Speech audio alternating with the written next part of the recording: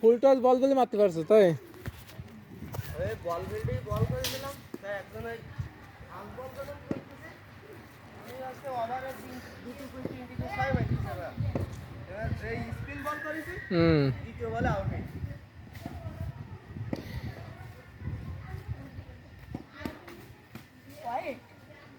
বড় খেলায় তোমার রাইট হবে না, যাও করো করো, তুমি করো দেখি।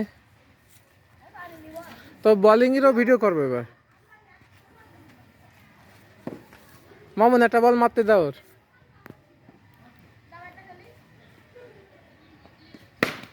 Wow, big shot.